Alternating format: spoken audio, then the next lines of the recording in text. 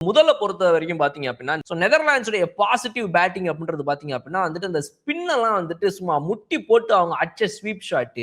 முக்கியமா வந்து அவங்களுடைய ஃபாஸ்ட் பவுலர்ஸ் எல்லாம் வந்து இந்த காலை அகட்டி வச்சு சும்மா சொலுப்புன்னு அவங்க பவர் பிளேல ஆரம்பத்திலே முதல் 2-3 ஓவர்கள் அடிச்சதாகட்டும், அவங்களுடைய அந்த பாசிட்டிவ் பேட்டிங்கே வந்து ஒரு சூப்பரான ஒரு விஷயத்தை வந்துட்டு ஸ்டார்ட் பண்ணி மேட்சை வந்து அற்புதமா கொண்டு போச்சு. ரெண்டாவதா பார்க்க வேண்டிய முக்கியமான விஷயம் எங்க அப்படின்னா வந்து நம்ம சொன்ன மாதிரி இந்த பாகிஸ்தானுடைய கம்பேக்.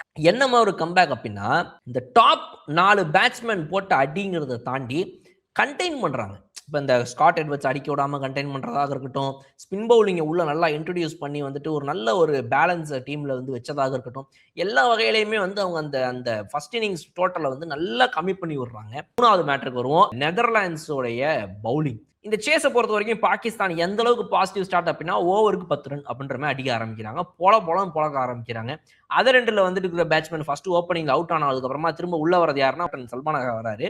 ஸோ இதுக்கப்புறமா வர நம்மளுடைய பாபர் அசாம் வந்து பார்த்தீங்கன்னா வந்து ஒரு 18 பால் முக்கி ஒரே ஒரு பவுண்டரி அடிச்சு 15 ரன் அடிச்சார். இதுல தான் வந்து ஸ்லம்ப் ஆக ஆரம்பிது. அதுக்கு முன்னாடி வரைக்கும் நல்லா தான் ஆடிக்கிட்டு இருந்தாங்க. சரி அப்போ கூட வந்து அந்த ஒரு இது தெரியல. பிகாஸ் அதர் எண்ட்ல நான் ஏற்கனவே சொன்ன மாதிரி போட்டு பொலன்னு பொழந்துட்டு இருக்காங்க. மிடில் ஓவர்ஸ்ல அவங்க போட்ட பவுலிங் 12வது ஓவர்ல தான் இந்த மேட்ச் மாறுது. நம்ம வேன் மீக்கரன் என்ன பண்றாரு அப்படின்னா டபுள் விக்கெட் மெய்டன் ஒன்று எடுக்கிறாரு 12வது ஓவர். அங்கதான் மேட்ச் அவங்கள்ட்ட போ என்னடா அது அப்படின்னு பார்த்தா கண்ணை மூடி தன்னை திறக்கிறதுக்குள்ள வந்து 5 விக்கெட் போயிருச்சு உங்களுக்கு. இந்த 5 wicket within a matter of 6 over போன உடனே இப்போ அவங்களுடைய ரன் பாத்தீங்க அப்படின்னா ரிக்வயர்ட் ரன் ரேட் வந்துட்டு 12 பால்ல 29 அடிக்கணும். அவங்க வந்துட்டு இப்ப ஒரு லெவலுக்கு வந்துட்டாங்க. இங்கதான் லாஸ்ட் மேட்ச் எப்படி கையை விட்டு போச்சுன்னா 19th ஓவர் போட்ட அந்த பவுலர் ஆமா ஒரு ஹை கேட்ச் ஃபீல்டர் என்ன பண்றாரு வேகமா ஓடி போய் முட்டி போட்டுறாப்ல.